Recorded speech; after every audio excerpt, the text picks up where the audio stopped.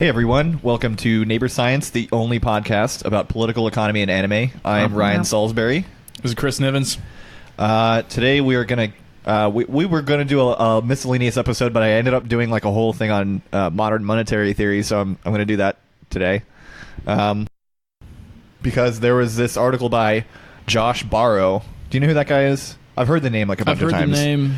Let's look him up real quick. I can just edit Josh this part out. Sbarro. He's the cousin of Sbarro. That's exactly what I was thinking. Like, I wonder if he's related to Sbarro. Sbarro. If your name was just Okay, so he's a business columnist, and I think maybe I heard him mentioned on. Wait, what? In early 2013, he was a prominent supporter of a potential $1 trillion coin. Okay, we're going into this right now. Yeah. Some late findings, folks. This is like.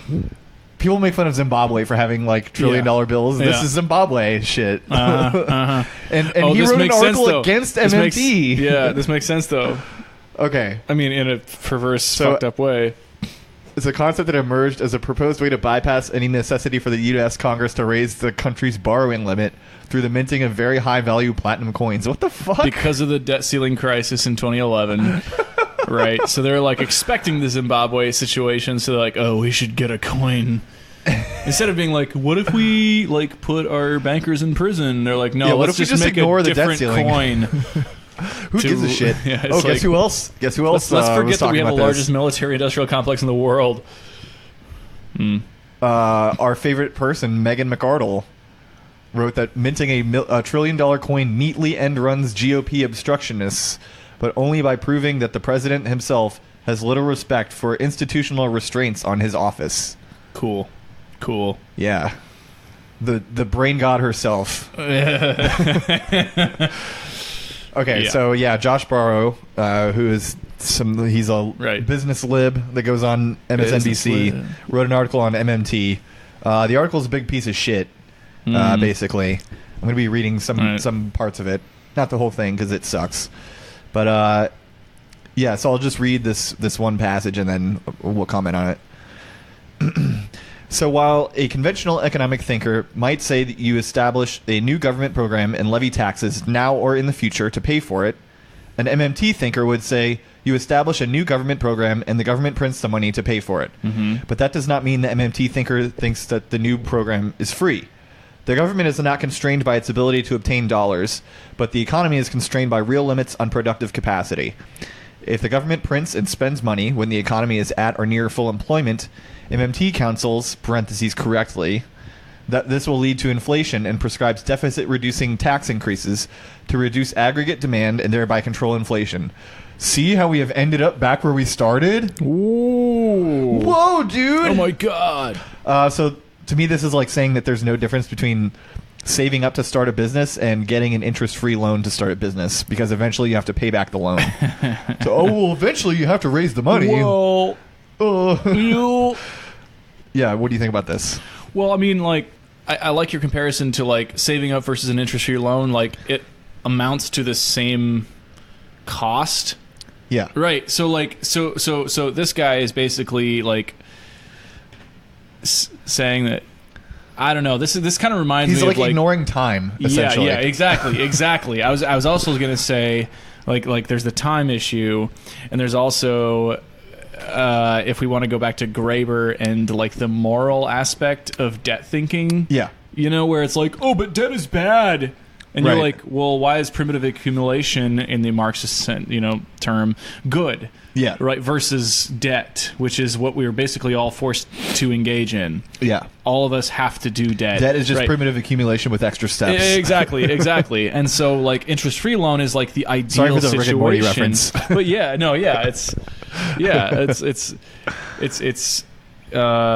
what you said. So the question is basically, what the fuck, dude?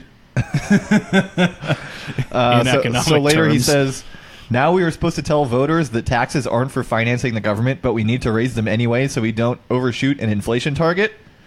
No, why would you tell them that? That's weird. First of all, MMT specifically says that inflation would only happen if you're at full employment and then you continue to deficit spend. Right. So according to them, there's like a certain level where like essentially like we're behind the total utilization of our possible productive capacity, and that by spending money, which is an unlimited resource, that we could get closer to the full utilization of our productive capacity, and that if we continue to deficit spend after that, then that will cause inflation. I don't agree with this at all. This is just what MMT says. Okay. So there's no reason to like. He's basically saying that like, oh, there's like a downside eventually under a certain condition. So we have to tell the voters the downside. It would be dishonest of us to leave that part out. But it, like, I mean, I guess it is, but not really, because like that's not relevant. If we're well below full employment, so why would we say like, oh yeah, no, we could do Medicare, but wait, but we could cause inflation if blah blah blah blah something happens. Yeah. That's talk for the boardroom. You know, I mean, if we're talking about financial policy, we don't need to let those fucking rubes know what's really going on. right. Yeah, it's like if people are making these decisions from the top, like fuck talking about the all the ifs and therefores, because the flow chart is going to have like an almost endless array of outcomes, possible outcomes. And in this case, like, I mean, as much as somebody who studied political economy, hate mainstream economics and all of its bullshit, like all of our fields, I should say, and everything that you've read up on that I haven't necessarily, like, accept that there's kind of an unlimited number of possible outcomes in any given like socioeconomic system, because you're like, well, it's like programming. It's like it's literally almost like up to the imagination. You're like, well, if then. And here you're saying like, well, you can't propose a policy without explaining every last fucking detail of potential outcomes. I'm like, man, most people really don't give a shit. Most people, they don't give a shit, and or if they give a shit, they don't necessarily get what is even going on, know? And that's not to like shit on people's intelligence. That's not what I'm saying at all. Most people just don't care about politics. They don't care about, or they... especially like people who would be helped by these kind of like policies of spending up front to generate social wealth. Like the people that would affect the most, like they don't have time to pay attention to the ins and outs of policy. Right. Because they're too busy worried about their paycheck. Exactly. Their rent, their medical bills, their kids' like fucking lunches and shit. Like they don't care about, oh, well, eventually, it'll cause inflation. Most people don't even understand what fucking inflation is. Right. So I don't see any reason why we have to be like, now we can do Medicare, but eventually we're going to have to raise taxes because of inflation. Right. You're going to be like, all right, fine, whatever. Especially if people have a sense that current actions with consequences can be revised down the road by other actions that can mitigate those consequences, which is kind of, it's literally like what people have always tried to do in any given society, which is, let's do this now, and then hopefully there will be like a limited number of bad outcomes and consequences. And then they're like, oh shit, I think that a bad thing will happen. And then they'll just like change their path slightly and change their path slightly and change their path maybe drastically a little bit. But people with like a kind of a feeling that like, oh, we're in a democracy with a number of term limited offices and stuff. So it's, they think it's like clockwork and they think it's clean. And so they have an idea that if we just elect the right people or back the right business people, then those consequences will correct themselves. And that's actually, to my mind, a big part of the, objection on basis of needing to explain consequences, because the real problems are in our power relations and so forth, as well as actual scarcity versus like say false scarcity or other things. Yeah. So it's like if your scarcity is based on like just printing money or creating things by fiat, like, then fuck it, just create things by fiat. Yeah, you know, who cares? As long as everybody's cool. Yeah. Yeah, and then like these people that are objecting to like, oh, well, we'll have to raise taxes later so we can control inflation, like, and that's why this is bad. Like, these same people, they don't, like, first of all, they don't care if people are suffering now because of a lack of government spending. Right. At all. Right. They don't give a fuck. Because if they did, they would be like, oh, this is actually a really great idea because we can fix this problem now. So he, what's his name? Sbarro continues, the key question about MMT is whether expecting Congress to implement a novel model of economic management in a way that could go haywire is really the best way to address biases in economic policy making when those biases could be addressed more directly. I love how specific this is. Yeah. Yeah. Oh, so it's possible. Specific. I think what he's saying is like, oh yeah, if we do the spending thing, then there could be like runaway inflation. Maybe, possibly. Right. All it's really saying is, I don't trust other people, but I trust myself. Yeah. Which is like the dumbest shit. It's like everybody's like that. Yeah. So I have a friend who, I'm not going to name him because I like him personally. I think he's a cool guy. Oh yeah, totally. I have friends like that too. But he's hellishly liberal. I'm surprised he even is a liberal because he went to Mason for econ. Oh fuck. Yeah. Oh my so he God. got that pure uncut Austrian economics. The Koch brothers shit. The cocaine. The cocaine. Yes. He got the pure uncut cocaine. Yeah. And ultra exclusive. Anytime, I remember like in the early 2010s, we would hang out and we'd start talking about politics, and I'd be like, I think that I was like this is when I was like a TZM Zeitgeist movement guy, so I'd be like, I think that we should have a society where we just like use the resources that we have and basically do communism and like, because what we're doing now is not working and like people are suffering, there's like war and slavery everywhere, it's really bad. And he'd be like, yeah, but like, okay, sure, that could be better, but it could also be worse. So, I mean, there's really no way to tell which one it would be the better choice. Right. That was his oh my God, objection to anything. That I'm like, maybe we should make things better. But He's it like, could be but worse. It could be worse. You're and like, this is what this guy's doing here. Yep, pretty much. So yeah, and then like these people, this guy's ostensibly a Democrat, like a centrist Democrat. So these people have spent the last 30 years doing like nothing. So he's a rabid right-winger is what you're saying. Yes. They've been doing nothing for the last 30 years in terms of creating major government programs that spend lots of money. Other than, of course, the military and and ICE and all that shit. Like all those bad programs that are for fucking with people and destroying lives and stuff. Right. There's plenty of money for that. We have no problem expanding the spending for that. Surveillance state, no problem. Oh yeah. Military, no problem. You gotta know that people are being responsible. Yeah. Foreign intelligence agencies, no problem. But Medicare for all, that's no good. That's no good. No, I mean, it could go haywire. The thing is, if God wanted them to live longer, he would allow that to happen. And if he wanted them to be better workers and earn more, he would enable that too.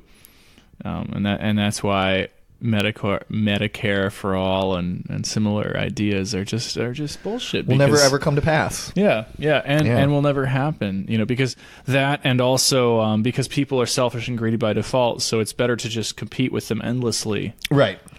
So if somebody's equally selfish to you and has a broken leg that they can't heal, well, sucks to be them. I guess I get you both have equal opportunities. So yeah.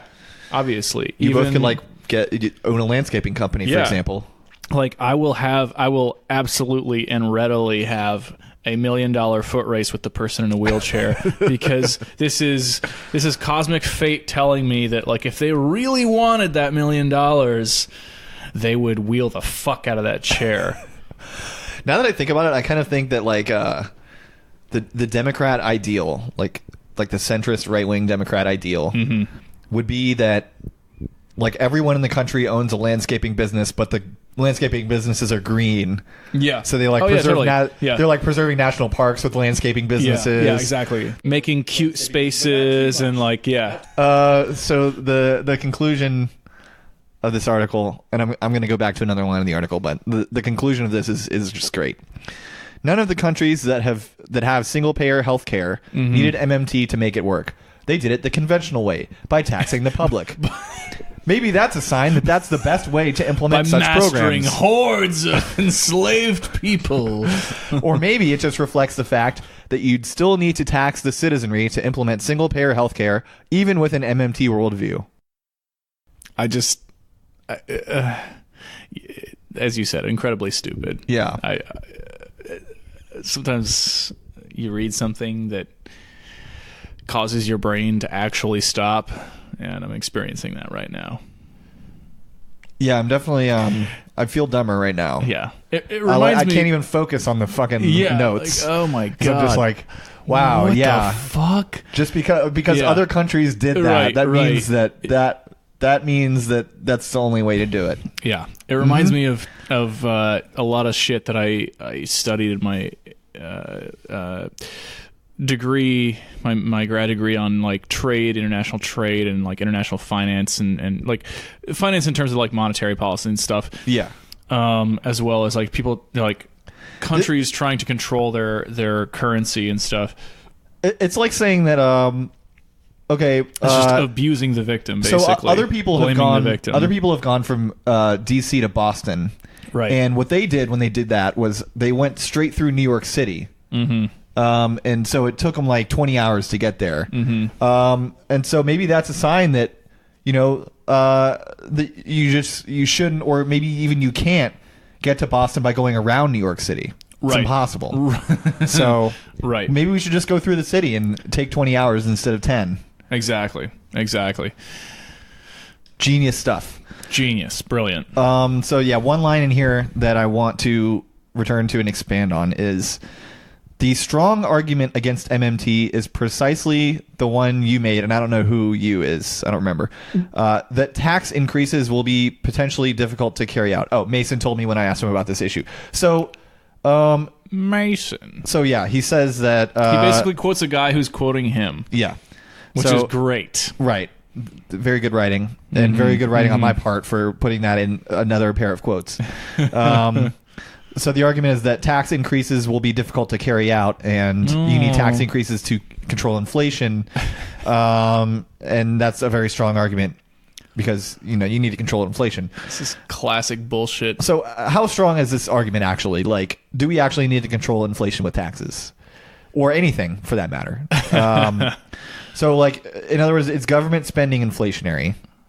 So I looked up a bunch of studies about this, quite a few. The first and frankly the most cited one is from Niskanen, who everyone knows this guy. Yep. You know this guy. Yep.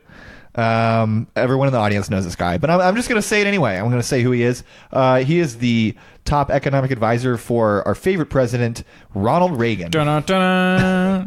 So he did this study on federal deficits and whether deficit spending and having a federal deficit and increases in the money supply, whether or not those increase inflation. Okay. So here's a quote from him. Federal deficits, according to Buchanan and Wagner, increase federal spending because they reduce the perceived price of federal services to the current generation of voters. So if that sounded really fucking stupid and nonsensical, first of all, it is. But second of all, I'll explain it to you. So he's saying that by spending at a deficit, you incentivize voters to prefer higher spending. Because they're like, oh, well, the government can deficit spend, so why don't they just like spend? Yeah. All the voters are sitting there thinking about deficit spending. Like, yeah. Man. Everyone knows what the deficit is at all times. In that case, I can be a profligate, fucking libertine running around spending on. I went from having a wife to having 3 wives and 5 mistresses. And the government's paying for it. Caviar on my cornflakes. Yeah. Yeah, because of government deficit. So this is really, to me, just a variation of the argument, the classic conservative argument. well, if you make the minimum wage $15 an hour, why not $200 an hour? Right, Where exactly. does it stop? And to me, that's thing. Like, well, then let's do it. Yeah, sure, do it. Let's Who cares? Do it. Let's see what happens, motherfucker. So they say that voters are incentivized to prefer higher spending, which means that they will want further higher spending later because they're like, oh, well, we can spend more, so why don't we spend even more than that? Yep. So they say this happens under one of three conditions. And it could be any combination of these two. So 1, voters are not aware of the future tax liabilities due to current deficits. So this is saying that, like, first of all, that deficits have to be paid back, right? Which they don't. Nope. And that again, it's all fiction. Is the thing that almost every voter knows, which is like knows in air quotes, is that like, oh well, government spending has to be offset with taxes. Oh yeah, they don't know that. They're too stupid. I learned that in first grade in my arithmetic class. If you plus, you have to have a minus. Yeah, it was on my lunchbox. It's like valence levels, you know? Right. 2, voters discount the future tax liabilities at a higher rate than the interest rate on federal debt. Mm-hmm. Yeah. So those are all words that voters think about. Yeah. Again, to translate that, what he's saying is that when we spend at a deficit, that means that we take out a loan, and the loan has an interest rate. And if voters prefer higher deficit spending, then they are discounting the expected future liability of that debt at a higher rate. So they're saying that the interest rate is lower than the actual interest rate. Mm-hmm. And then 3, voters have finite lives. That's a really normal way to say that. And they value the future tax liability during their life more than the liability on subsequent generations. So they're selfish and they're not thinking of their children. I was just going to say, like, I read that in your notes when I was looking at your notes earlier. Oh, you read my notes? That's so nice. I had to, or else I would just have my ass out in the wind, you know. But I was like, I read that particular one, and it was exactly. I was like, wow. This Reagan era thing, I already knew it was bad, and I knew a lot of things about it, but the voters have finite lives and they don't give a fuck about the future. That really speaks to our generation now in terms of consequences, because those people they literally didn't give a fuck. At least the powerful ones. Yeah, they're just like, yeah, whatever, you know. These are the same people who worsened the AIDS crisis by pretending that it didn't exist. Yeah, exactly. And also global warming by again pretending that it didn't exist. They took solar panels off of the White House. God damn, and many of them are in Congress right now. Yes. Yeah. Same people, and they're saying that fucking people. You know, these voters are selfish. They're not thinking about the future generations' tax liability. It's bizarre. Really, they mean their children's tax liability. Yeah, exactly. They don't care about anyone else's. This is the classic thing with these kinds of setups, and like I know you're about to kind of get to it, but like the people that sort of phrase studies this way, where they're like, well, voters, you know, like they third party their thinking, like third person their thinking. And it's really just a cover for what they think. It's just it's a projection of what they think. So they're like, well, I don't give a shit about anybody else or the future. Right. All I want is to, like, you know... Especially economists, because they're trained to think this way through school. Yeah, they're indoctrinated. Like, people who... I've actually talked to people before who were econ in undergrad, like a friend of mine, well, an acquaintance of mine, who went to my same college, and then I became a roommate of his later on.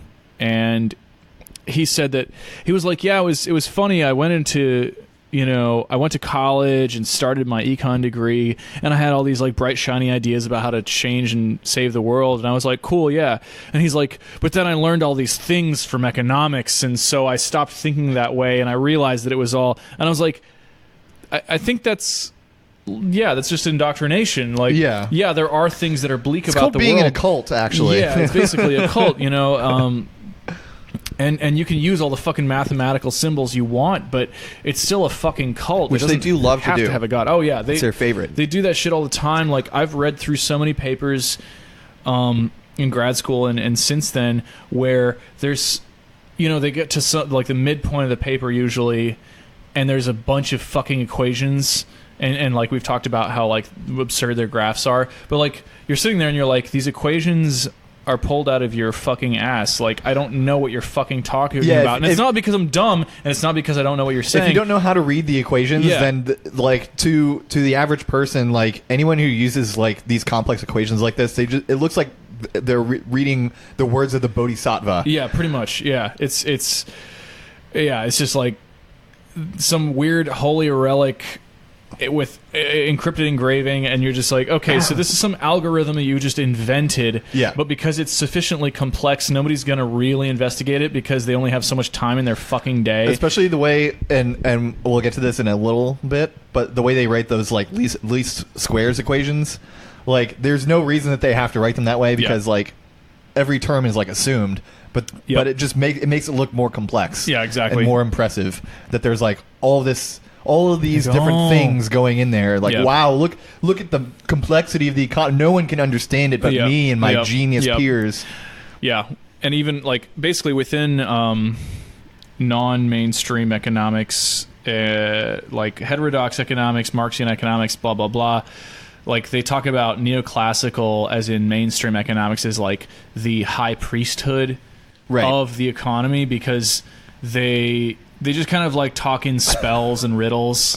And also, so we just looked up Niskanen. Well, I opened the article that we're reading, and it's William A. Niskanen, Ford Motor Company, Dearborn, Michigan. Of course. Cool shit. Fucking of course. Yeah, so the title of this, in case anyone cares, is Deficits, Government Spending, and Inflation. Yeah. What is the evidence? I kind of wish it was, what is evidence? Right. And it was 1978. Yeah. And so, like, coming from, the auto industry in the U.S. in the late 70s, it's not surprising that this guy would come up with some fucking bullshit to try to make himself some money. So this is supposed to be an empirical study, and so this is like the basic. So back to the thing, the basic setup of the study, and it's pretty typical of empirical. Like most of the empirical studies I've read in economics, I haven't read like a ton, but I've looked for empirical studies specifically, and standard. They share like a set of characteristics. So. Step one is you reframe the problem as one of individual market preference. And so the quote from here is perceived price of federal services. So this is like the way that deficit spending will affect the economy is based on what voters think of the change to the economy that we want to do. So that's the perceived price of federal services. So step two is use neoclassical microeconomic models to choose unobservable quantities as the key piece of information to draw your conclusions. So he says federal deficits would increase federal spending if they reduce perceived tax price and there is a negative elasticity of demand. So he's looking for perceived tax price, which is unobservable, and negative elasticity of demand, which is just some made-up bullshit that economists created to make sense out of the disparity between empirical reality of prices and the supply and demand model. Yeah. Elasticity is by design and also by definition a squishy term which, like you said, allows them to get away with fucking murder. Yeah. Almost literally murder because, neglect and negligence in the economy. But also, like, negative elasticity. I've never encountered this phrase before. Yeah, never. So does this mean that, like, it's extra rigid? The demand is extra rigid. It's hard as fuck. So I can never get it straight because it just doesn't make sense. So elasticity of demand basically means that. So first of all, like all neoclassical models are based on Newtonian physics. Yep. So they just assume that the economy works as like a Newtonian physical system. Right. So there's all kinds of terms that are, basically taken from Newtonian physics. So elasticity of demand is, if demand goes up, then it's the rate at which price changes. And so negative elasticity of demand, I think, means that let's see. So he's saying that federal deficits would increase federal spending if they reduce perceived tax price. So if the voters think that there is a lower price on deficit spending and there's a negative elasticity of demand. So that means that as the price goes down, demand goes up. I think that's what it's supposed to mean. I mean, it doesn't really matter because it's that's the complete general nonsense. idea, no matter what. But yeah, like this whole sentence is bizarre to me. Like, this is how they talk. Well, yeah, I've been there. Yeah, federal deficits would increase to federal spending if they're. It's like it's an if based on two conditions: perceived tax price, which, like you said, is unobservable because perception is a fucking mystery, and then there's the negative elasticity of demand. Okay, so as price increases, quantity demanded decreases. Okay. Which is fucking hilarious because, oh my God, my oxygen. So their example is as gas price goes up, the quantity of gas demanded will go down, which does not happen because people need a fixed amount of fucking gas. Yeah, exactly. Great example. Like every fucking story ever told is about people increasing their effort rather than their price to meet a scarce good. Right, exactly. Like, fuck you. Yeah. Anyway. So speaking of nonsense, step 3 in the thrust of the study, make totally nonsensical assumptions to make it possible to solve the equation that you created for X. So he says the unit cost of the bundle of federal services is assumed to be constant with respect to the number of units supplied to each person.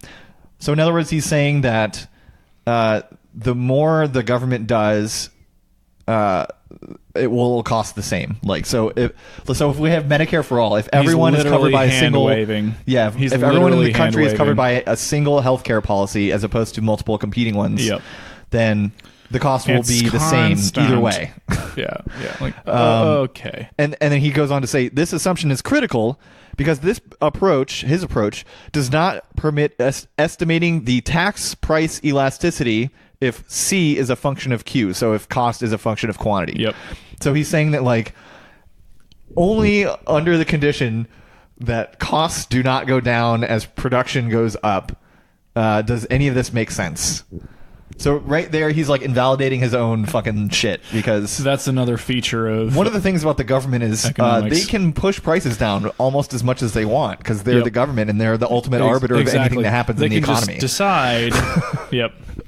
That's the point of having a fucking government. So step 4 is solve for X, and step 5 is that's it. Don't show any data, not even charts. Right. Just say a bunch of things. Yeah. So his model here. Oh God. So he creates this supply function for money, which, first of all, again, if like money is the supply function for money is the amount of money that exists plus the amount of money that you issue. Exactly. Like he's essentially using money as a constant where it is not. Yeah. Yeah. So the equation is the money supply equals here, this whole thing is a term 1 minus last year's real GNP growth minus last year's GNP inflation, end of that term, times last year's money supply plus federal deficit. So in this equation, the first term is the money supply growth rate, which he constructs as the rate of growth in total value minus the rate of growth in total inflation. So value meaning like the so-called real production, as opposed to like the production in actual like money terms, which I'm sure that I've mentioned this on the show repeatedly, but just to explain that a little bit, neoclassical economists think that money and prices are just a reflection of real production, and that money values and prices reflect the real values of industry, and that everything just fluctuates, and sometimes it doesn't exactly equal, but in the long run everything equals out. So he's saying that this crazy thing is supposed to be the money supply for this year. So what we issue through deficit spending is supposed to match like the real sector of actual industry. And that's his equation. So I guess I recommend looking at the show notes just so you can parse this a little bit better. Or just ignore it entirely. Yeah, either way. So as we said, really the current money supply would just be last year's money supply plus the amount the government spent into the economy minus the amount the government taxed out of the economy. So the last year's money supply plus the deficit. So he finds that there's actually no strong relation between deficit spending and inflation. So, despite all his wrangling, he's like, actually, it doesn't matter. Yeah.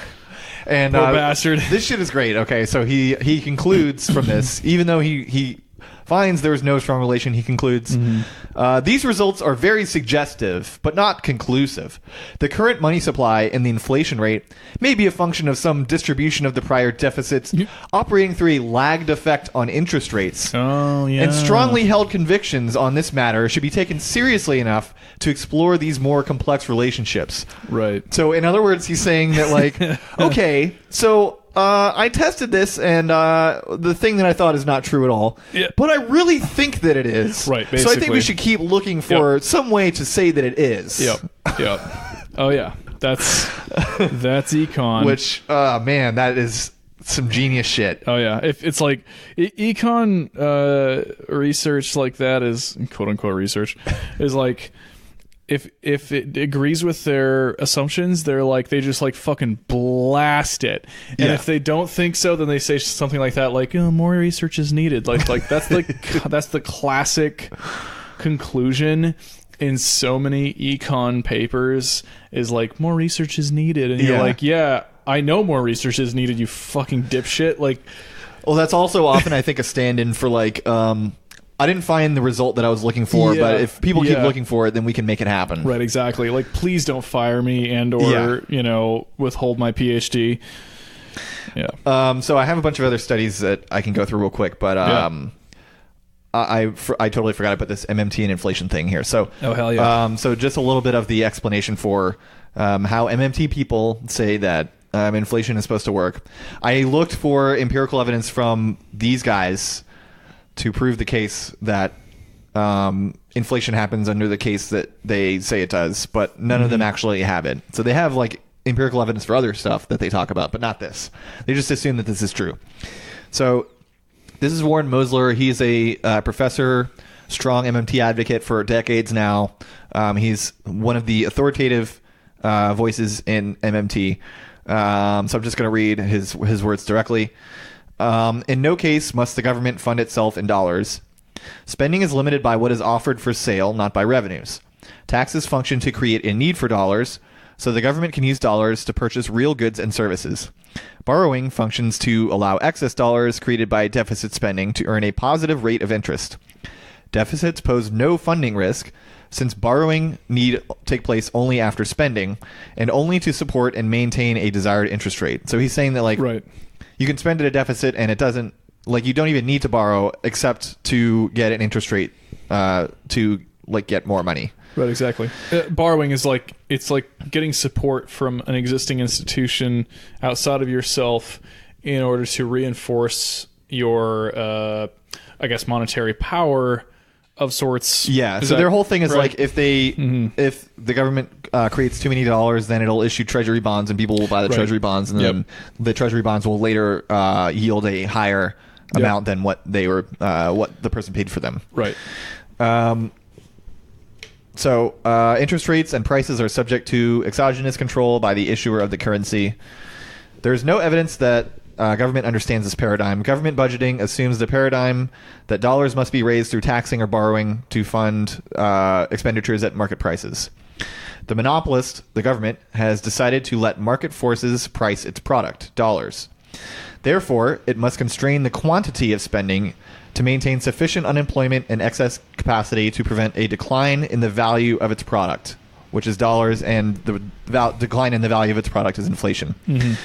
So this is kind of a hybrid between the quantity theory of money, which is like this insane thing that supply and demand applies to money. Like, money has its own price, right? Even though money is the measure of prices, right? So it can't possibly have a price itself, right? Because it's the thing that measures it, and that issuing too many dollars lowers the price of money, based on it. What's it called? There being too much money chasing too few goods is the way that people phrase curve, it. Yeah. The money versus price of money thing seems like it's literally like a calculative dissonance between the supply demand orthodoxy and the kind of almost like more MMT thought of like, well, it's just there and you can make it and you can just will it into being if it's there. Right. I think what it really is so economists have been saying for centuries that prices are based on supply and demand. Right. But unfortunately, the evidence shows that prices just increase constantly over time. Right. Because everybody's always increasing prices. Yeah. And so since supply and demand can't explain the actual level of prices because they can increase continuously over time, and that would mean that we're continuously behind on fulfilling all the demand that exists. Yep. So they say that the price levels are increasing constantly. Well, I guess the thing that fixes that is that money itself has a price, and the price of money has gone down. Right. Because we're just continually spending too much money into circulation. Right, and they're again treating money as a commodity or a good or whatever, and so they think like it is both the signifier and the thing to be bought, right? And so forth. Yeah. And it's weird because that makes sense under like a commodity theory of money, where money is just a special commodity that is in relation to other things valuable, and that we just decided as a standard, this is what we're going to use to trade. Yep. But under like a total like fiat understanding of money, like I don't really see how it makes sense at all. Yeah. There's a comment that might illustrate what they're thinking here, that I pulled here. It was inflations inflations occur when more money flows into the central pool than there are goods and services to absorb them at current prices. Okay. If money enters endlessly, hyperinflation can occur. Right. Deflations occur when there is less money in the pool to clear all the goods and services produced at current prices. Prices fall to clear the goods. Wages are reduced as businesses cut back, laying off workers because of lowering demand. Debtors suffer because their debts do not fall with the increase in value of the money. I love how that last statement just treats everyone like a variable in a math equation and not like human beings who have needs and should be served. They're Yeah. And the whole thing of that makes no sense, because if money increases in value, then they need less of it to fulfill their current needs. Right. So it actually improves their situation, because then they have more to service their debts in relation to what they would have needed before. Right. So they're not actually thinking about that very hard. But so it's like everyone who's in a bad situation should just hoard like a nominal amount of dollars, like $1, a single dollar bill. If you're in debt, just wait, just hide because it. then inflation will happen, and you'll be more able to pay it off. So wealthy, yeah. Like, you know how debt becomes easier to pay off as you wait? Right. Just have unaccounted dollars, and you'll be fine. Yeah. What he's saying with clear all the goods and services, there's this thing called market clearing in economics, which is that's part of the whole supply and demand thing. Right. Yep. So I think that relates to not Say's law. There's some other law that supposedly like supply and demand works because there's a certain amount of goods that are on the market, and businesses need to get rid of them all. Yep. So they will raise or lower prices in order to get rid of all the goods that currently exist on the market. Yeah, which is hilarious. So again, ignoring time entirely.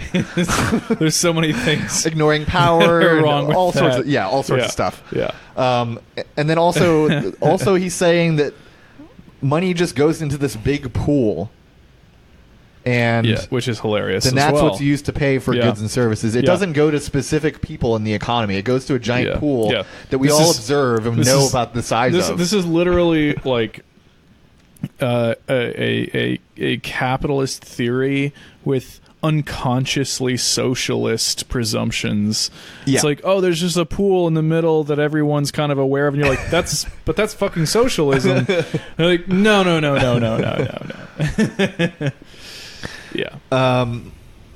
So yeah, even though I agree with the MMT theory, the chartalist part, I basically agree with chartalism, and I don't think chartalism has this weird inflation shit. But let's go through a couple more studies about inflation and see. Maybe I'm wrong. Okay. Who knows? We'll find out tonight. All right. So here's another study. I think this was from the 80s. This is Gennaros et al. Whatever. Fucking Latin. Latin sucks. Gennaros and other people. Quote, we are unable to report a significant direct effect of the budget deficits on inflation in the great majority of the countries examined. No. Okay. In other words, didn't find shit. Shabir and Ahmed. Quote, based on data for Pakistan for fiscal years 1971 to 1972 and 1987 to 1988, the most important finding of this paper is that budget deficits have a positive and significant direct effect on inflation, independent of its indirect effect via money supply, which in this case turns out to be minor or negligible. So for a total of 2 years, there's a large effect on inflation. Okay. All right. Okay, I could be wrong, you know. For a specific area of the world. So two against and one in favor so far. Right. So another study by Crozier. Quote, in summing up, we would simply repeat that the principal purpose of the Conference Board's second report, Crozier 1976b, was to re-examine the evidence as to whether or not deficit financing was one of the initiating factors in Canada's inflation. We are satisfied that it was not. So 3 against, 1 for. Okay, there's another study by the Minneapolis Fed.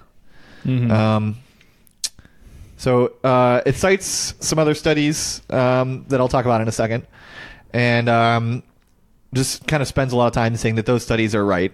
And then they cite studies on Europe in the 20s, a famously the 1920s. Yeah, the 1920s, the famously politically stable period where everything was going was just really golden well and peachy, and there were no armed gangs. When things were exactly like they are right now. Political parties, yeah. When things were like now. Well, when things were like the mature form of what is going on now. Right. Yeah. They also cite 2 South American countries that experienced high inflation after... I can't quite read this because it's crossed out. Something like they did a lot of deficit spending. I think that's what I wrote. I think it says after a military dictatorship took over those countries. No, that doesn't happen in South America. Yeah, I don't think that happened. No. So not possible. Okay, and then they look at one country empirically. They come up with this model, and then they look at one country empirically, which is the U.S., which according to them is not a good example because there's only one instance that they could look at of the thing that they're looking for, which is like a change in deficit policy. So only one example of a change in federal deficit policy in the U.S. that they could observe. And then they conclude empirical evidence supports the proposition that higher deficit policies increase inflation. All right, so it's about even now, I think. Right, yeah, totally. Okay, and so there's these other studies they cite. Harburger, pretty stupid name in my opinion. It's a study of a South American country at a certain time. That would be Chile in the 1970s. So this would be another example of the years immediately following a coup where a U.S.-backed military dictator deposed the democratic socialist president and then implemented a business-friendly regime. Right. And during the years immediately after the coup, there was inflation and high deficits. So, very conclusive evidence there. And then the other study that they cite is McKinnon, which is a study of 2 other countries. Chile in the 1970s again, and Argentina in the 1970s. So, by the way, in Argentina in the 70s, there was another military dictatorship that took over, and they also liberalized the economy. Nazis. So Under the condition of a military dictatorship and high deficit spending, yes, there is indeed inflation. Okay, I will concede that. Which is interesting. And then I have one final study here. This is from the St. Louis Fed. This is a very recent one. I think it's 2016. Okay, so this should compile all the evidence from all the studies prior to this, and really come up with a really conclusive one way or the other answer. And they say across the board, we find almost no effect of government spending on inflation. For example, in our benchmark specification, we found that a 10% increase in government spending led to an 8 basis point decline in inflation. Moreover, the effect is not statistically different from zero. By the way, 8 basis points means 8/100ths of a point. Yes. Also, their statement, moreover, the effect is not statistically different from zero. What they're saying is there is no effect. We found nothing. And this is the St. Louis Fed. Like, this is shit that I had to use for my brief tenure as an economist. Yeah. Where you're like, well, what does the St. Louis Fed say? And you go and you look at their fucking graphs, and you're like, that's the final fucking word, literally, in American economics. Yeah. There's another article. I don't remember how recent it is. I think it's recent. Yeah, It's from today, actually. So it's by one of my favorite dipshits, Noah Smith, at No Opinion on Twitter. And so he talks about MMT, and he's talking about how, MMT people say deficits don't matter. Well, actually, they do matter to Americans. So you're going to have to contend with that, okay? So Noah talks about this a lot. He loves to cite this this thing from... I don't remember what it's called, like the Peter Griffin Institute, some shit like that. Some think tank that's, funded with dark money to produce exactly the sort of things that he can cite in his articles. Right. And they created this fiscal confidence index, which is a survey that asks voters, how much do you care about the national debt? And what do you think about what the national debt is like right now, and whether or not the president's doing a good job on it and stuff? So according to them, Americans actually really care about the national debt, which reflects, my observations of normal people, the few moments that we spend talking about politics. They're all about the national debt. They're always talking about it. Yeah. They're always saying, man, this national debt, I know exactly the number that it's at right now, and it's just too damn high. And that's my primary concern, is the national debt. It's in my top 3 for sure. I lie awake at night. Yeah, they lie awake thinking about it. They dream about it. They have nightmares about it. Just national debt. How could we be so nationally careless? How could we be so fiscally irresponsible? God. Yeah, in political polling in particular, I mean, like, specifically political polling, this is fairly common, where they're like, look at our study, look at our survey, and you're like, oh, okay. And because under normal circumstances, if you can even imagine such a thing, when you try to do a survey, some kind of thing where there's a sample size of minimum 30 people, because that's the lowest you can go in order to get anything meaningful in stats, they are just kind of, many of these studies are just kind of looking for a bunch of people across a population somewhere. Capital N is the variable you use for that population, the maximum population that you're getting. And then small n is something within that. Anyway, the sample size. Yeah, the sample size, exactly. And so many of these politically driven surveys and studies will go into the quote-unquote population, and you're assuming that they are proportionally distributed, of course, big N as in the total population, because you want them to be, right? Like, you want the study to be fair and equitable. But in many, many cases, not all, but many cases, the small n, the sample size that they're studying in particular, is selected from, say, like a borough of New York City, or like I joked about, Martha's Vineyard, or like fucking Dallas, Texas, which has nothing to do with almost any of the country at all, and they're just like, that's the sample size we got. that's where we're going to university, or that's where we got the funding, or whatever the fuck it is. And then they come up with these conclusions, and then they broadcast it. And of course, anybody who thinks those are the results I want because they support my point or my agenda, they will blast that across the fucking world because they say basically that it's scientific in its minimum definition, and it gives me the conclusions that I want to go by.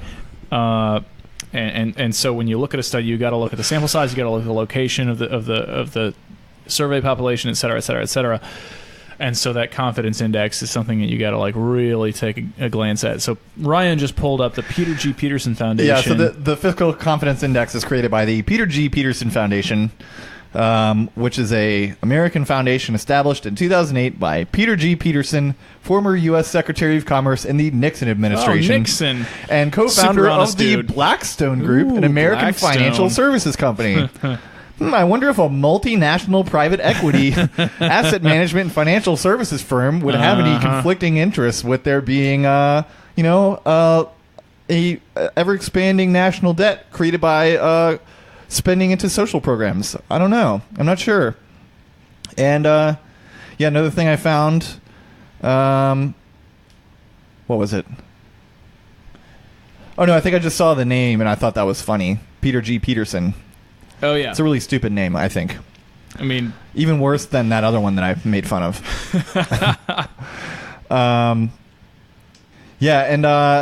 So another thing about these things is, if you have a business, which I count nonprofits as businesses, so even if this is a nonprofit, it's a fucking business.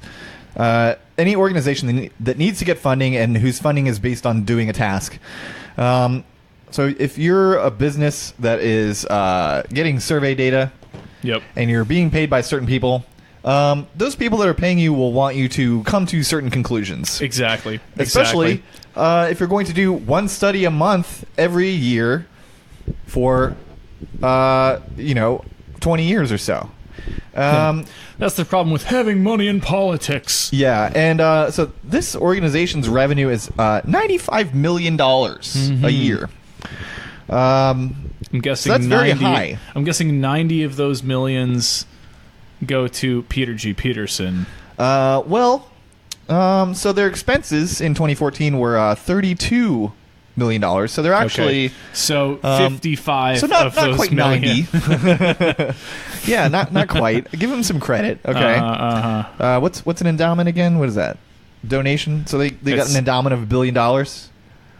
That's cool. I wonder where they got that. Probably the Koch brothers. Oh, it's from Peter G. Peterson himself. So this guy is a billionaire. Yep. So he committed $1 billion to create this foundation. Dedicated to addressing economic and fiscal, quote, sustainability challenges that threaten America's future. Mm-hmm. So in other words, he created this foundation to prove that people care about the national debt and that the national debt is bad. Pretty much. Sustainability challenges such as a rising left wing among the labor population. Yeah. Or so I wonder who created the, because I remember this national debt clock. Who created this? That's what I want to know. I wonder if it's like any an 80s relation action here. movie bit. The national debt clock. Yeah. Like a dystopian. Right. Starring Biff something Tannen. RoboCop. Yeah, right. Okay, Seymour Durst. So in this article by Noah Smith, he writes, the central argument that the U.S. government doesn't really have a budget constraint, and thus that taxes are never needed to pay for federal spending, is simple enough to grasp. Again, he's talking about MMT. So basically, it's because the government can print dollars whenever it wants. And then he goes on to create a scenario where he's right. So he says, suppose the government decides to pile up infinite amounts of debt. Mm-hmm, mm-hmm. I'm not even going to read on past that because, like... Just suppose. Yeah, let's suppose that I'm right about how money works, and not MMT people, and that they do what MMT people are saying that they should do, And then they create this huge, crazy pile of debt. Oh my gosh! What do you think's gonna happen? What do you think's gonna happen, MFT people? Why don't you get back to Econ 101 there, buddy? So he. It's the ad absurdum. He does then say, instead of raising taxes to pay the interest on the debt, the government could simply borrow more in order to cover those interest payments. Oh, well. Oh, borrow more. Yeah. This is missing the point. Right. Exactly. Yeah. And then, so later on in the article, he says, low interest rates and large levels of quantitative easing haven't led to much inflation, either in the U.S., Japan, or Europe, as inflation hawks had warned it would. So, kind of undermining one of the big arguments that he wants to make. But just because inflation remains subdued doesn't mean it couldn't rise suddenly, especially if businesses, which set prices, decided the U.S. government has embarked on a course of infinite monetary finance deficit spending. In fact, inflation might have remained so low in spite of quantitative easing precisely because businesses believed that Fed independence and the Treasury's fiscal prudence meant that quantitative easing and big deficits would eventually end. Oh, shit. Oh, my God. So he acknowledges that there is evidence of government spending huge amounts of money into the economy while causing no inflation, but actually it was because of fiscal prudence that inflation didn't happen while the Fed had a policy of fiscal imprudence. Yeah. I love terms like prudence because they don't mean fucking shit. Yeah. Well, that's my term, so thanks a lot. Still. But no, we've heard terms like that. Prudence, like austerity, Yeah. It's like, oh, austerity, and you're like, oh, that's so good because it means like discipline, and you're like, no, actually it means starving poor people. That's what it means, and so forth and so on. And he's just saying like, well, if we just let people have whatever they need, then they'll have whatever they need, and things will be messy for me or somebody. That's basically the argument, but he's very vague about it. Yeah. And the reason that quantitative easing, which means spending billions and billions of dollars into the economy to give to rich people for free. Yep. The reason that didn't cause inflation is because actually, because of the policy of not doing that, businesses would just businesses are classically, as everyone knows, they are, they always look into the future. Like way far into the future and think about how things are going to be, how things might come to an end. Right. How the gravy train might stop rolling. Good old That's what they're always thinking about. Yes. Yes. And so because of that, that's why they didn't raise prices. Which it's funny to me that he acknowledges like, oh yeah, inflation is definitely caused by businesses setting higher prices. That's the one thing he gets right. Yes. But then he gets the whole other shit wrong. Yep. So, so I would say that top three galaxy brain economists that we've covered so far. Number one is Niskanen with. Okay, we didn't find the result we want, but if we keep looking, we'll find it. But if we phrase things in a very special way, we have convictions. Right. And number two is Noah Smith. Number three, Josh Sbarro, and an honorable mention, as always, for our favorite Matt Brunig. Oh yes, Matt Galaxy Brain. There. So that's all I really had on this. So my conclusion is obviously deficit spending does not cause inflation. Inflation is caused by businesses raising prices. Oh wait, no, I do have one more thing to add. Tying it into capitalist power. Okay. Yeah. So. One of the parts in capitalist power was this very idea that that inflation is caused by too many dollars chasing too few goods. And so Bickler and Son looked at that. And so what they did was they looked at the rate of growth. And then they put it next to the rate of inflation. And I don't remember if I don't think they used the GDP growth rate. I should have looked this up. I thought of it, but then I forgot. I think they might use something else for the growth rate. But basically, they compare the rate of growth to the rate of inflation, and they find that actually inflation happens the most when growth is very low. Because what happens when growth is high is lots of new businesses are forming. So businesses are mainly doing mergers and acquisitions. Right. That's how they grow their market cap much faster than any other method, because it's much easier to grow a business by buying existing businesses than it is to grow a business by raising prices, which nobody likes. Yeah. And then, so when growth is low, when they can't do mergers and acquisitions anymore, they're not about to miss out on growth for their own business just because everyone else is not growing. So that's when they engage in the most inflation. So this idea that inflation is when there's too much money chasing too few goods, that just doesn't match reality at all. Yeah. And then there's all these studies to back that up as well.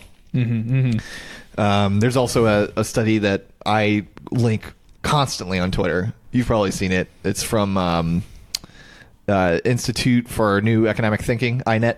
Oh, yeah. And they looked at a bunch of different countries, and they looked at rapid increases in the money supply. Oh, yeah. And then they compared that with the rate of inflation, and they found that rapid increases in money supply do not cause inflation. So yeah. There's so much evidence against this, but everyone just assumes that the correct thing is like what everyone is saying. It's just crazy to me.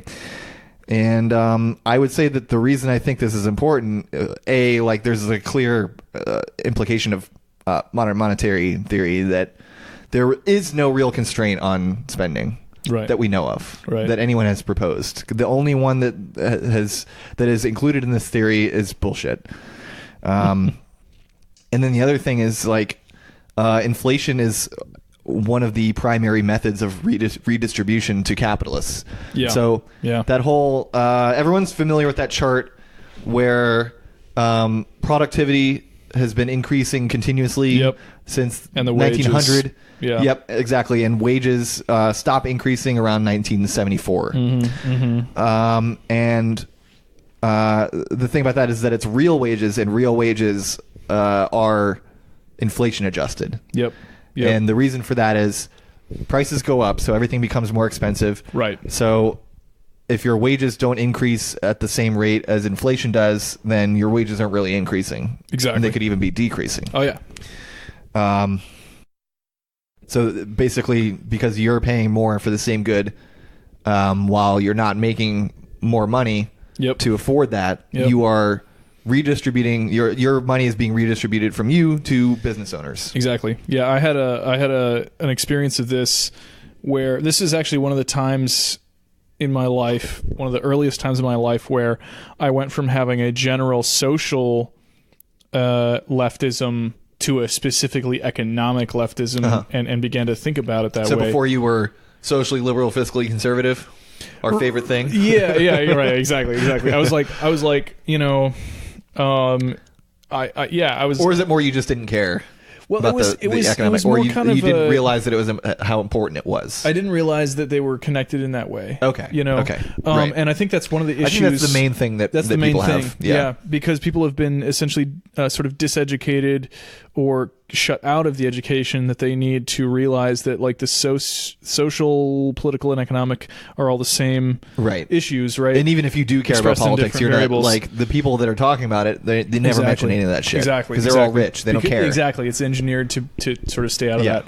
And so I would have considered myself more of a libertarian for a long time, even though I had specifically Marxian impulses, such as I was always, ever since I was a kid, I was anti-class and stuff like that. But in terms of liberties, you don't necessarily have to be coherent in your thinking to have political opinions, and that's one of the problems. As human beings go through life. Did you think of class as some people have more stuff than me, or some people control everything? It was more about power, control. Okay. Yeah. And I didn't connect the dots between that and wealth until later. But I also believed that, things like money should be more evenly distributed, but not necessarily by much. And so so I was more of it's kind of unfair, but right, exactly. I was fair. It's I was coming from a conservative outlook in my past, and so I was these things are inevitable, as opposed to these things everyone thinks it's natural that doctors make more than janitors. Right, exactly. Yeah. And then you're like, but wait they should a minute, make too much bullshit. more than janitors. Yeah, janitors should still have an okay life. Right, exactly. Yeah. So I was at this job where like I was slaving away from this company. This was years ago. And the company, I knew that the company was not exactly fair in their dealings, and this is where I began to be a little more cognizant of like how the managerial class actually works, because the managerial class at this company was basically they just kind of had the run of the mill, and they would treat people not like necessarily in a bullying way, but they would kind of be like, they would disregard what you needed, and they would like treat you like, oh, you're off the clock if you're out of your seat, and you're like, motherfucker, I just saved your ass, like I just made sure that the business is still running, so stuff like that. And so bosses hate it when you do something good and then decide to reward yourself with a little break. Yeah, right, exactly. And I was just like, whoa, like these assholes really think that if I'm not at my desk, I'm not working, and also that like by being away from my desk somehow, even though it's the work day, I'm not producing value for the company, right? Yeah, so then at the end of the first year at this company, I was there for nearly 3 years, but at the end of the first year, right, I went from making $16 an hour, which to me at the time was decent because I'd come from the Midwest and I was in Seattle and I didn't really know any better. So 16 in Seattle is like nothing. It's like fucking dirt, right? And that was back in like 2013, 2012. So we get our yearly raise, and the non-managerial employees at the company, they don't make a bonus at all, right? And they make a raise, and my manager comes to me, and she's like, so, after review, you did really well this year, and you get a raise of 50 cents. And I was like, what? And I was like, livid. I was livid. And in my mind, I'm thinking back to my wage jobs, and I'm like, that's pretty good, dude. Well, no, I've made jobs like, where I was making $8 an hour, and 50 cents is good, But I was like 50 cents, and it did take me a minute. You know what sucks though is when be outraged because when you get that raise and then you calculate how many dollars a year that actually translates to, and you're like, "What the fuck? What the fuck? I could have like stolen that." Yeah. Like I mean, it'll help, but it's not much. Yeah, exactly. And then I went to some of the other members of my team. It's like $40 a paycheck. Basically, yeah. Yeah. And I was like I said, I literally could have fucking robbed that from a fucking, school bus. Yeah. If everybody just shakes out their pockets, And, I go every week to rob a school bus, and I get at least $40. At least 40. Right. So I go to my teammates, and I was like, so we just got a raises, and they're like, yeah, and you can already see their cross, and they're pissed, and I was like, so we only got 50 cents. And they're like, what the fuck, you got 50 cents? And I was like, yeah. And I couldn't tell what they were saying. So I was like, yeah, 50 cents, that's bullshit. And I was like, wait, you got more? And they're like, no, we got 25. And I was like, what the fuck? What the fuck? So, man, I feel so many feelings. So... in conclusion, money is fake, and nothing. You just is create real. As much of it as you want. Yeah, because pretty much. Yeah. The only thing that money means is money is a token to mobilize a subjugated worker of a state. Yep. And you can create as many of them as you want because they don't actually represent anything at all. Exactly. They have no relation to the number of resources that exist. They have no relation to the number of FTEs in the economy. Yeah. We could create. It's all fake. If it cost $1 billion to mobilize every single person in the U.S. for 40 hours a week, 52 weeks a year, and we created $1 trillion instead, it wouldn't fucking matter. It wouldn't fucking matter. It wouldn't do anything. It does Be not like, necessarily now cause there's inflation. that many dollars. Well, fucking, they're just sitting around.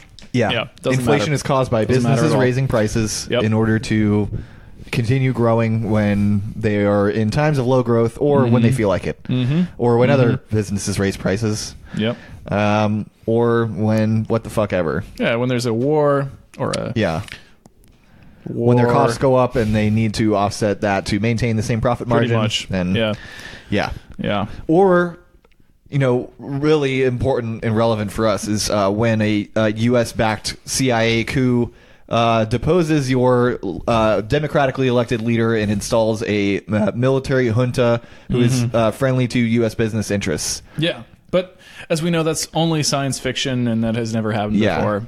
But it would happen if we tried to do Medicare for all. So that's the important thing. Yeah, that is the important Medicare thing. for all would cause just wild inflation. We can't do it because it costs too much money. So sorry, everyone. You're going to have to just die.